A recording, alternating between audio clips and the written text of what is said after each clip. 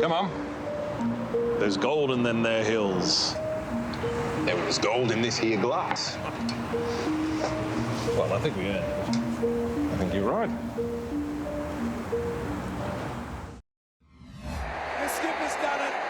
Danaher! Beautiful chapter it is for the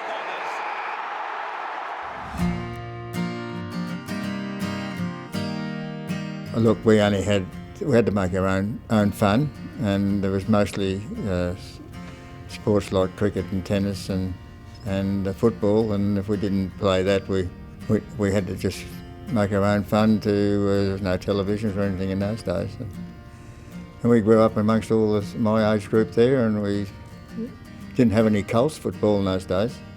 You either had to play in the reserves or wait till you rolled enough to play in the reserves at the local town, or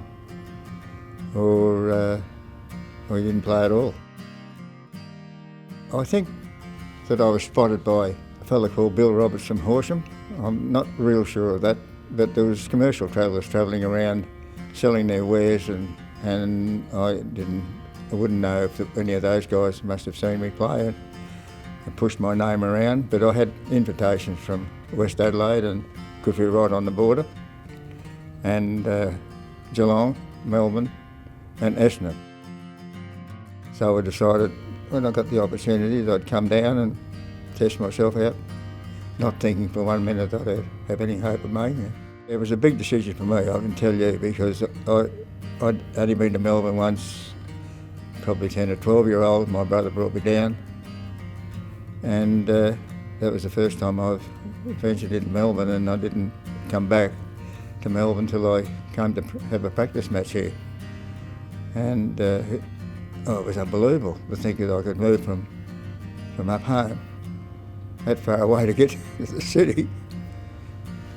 But I was so keen to satisfy myself whether I could play the game or not.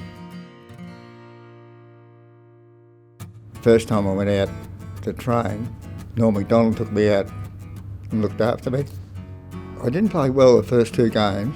I was doing all right, being a bit probably very nervous about it all. And I can remember getting to the ball in the air and looking around to see if it was possible to be there, you know.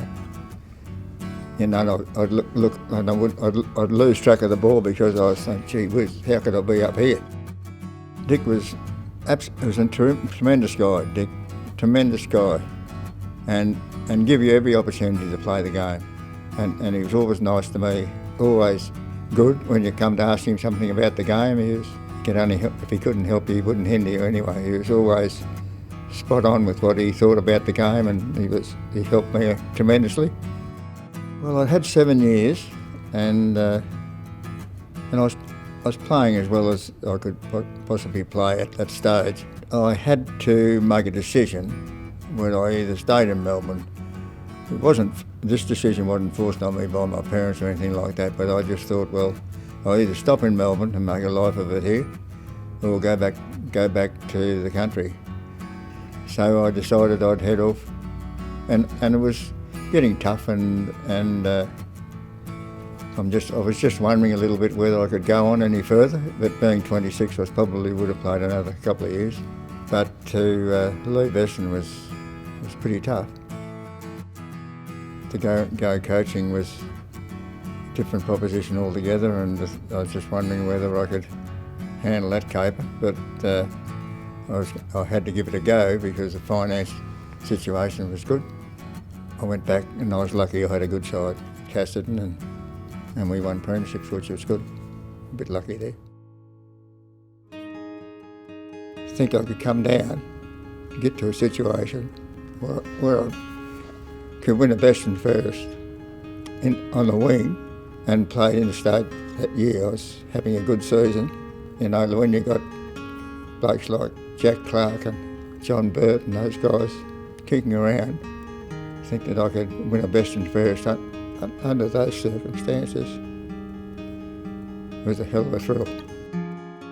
I never put as much into football as I got out of that football. I can tell you that now. And there's no better club than the Essendon Club. They made me a life member of the club, and they also got in the Hall of Fame at this great club was tremendous.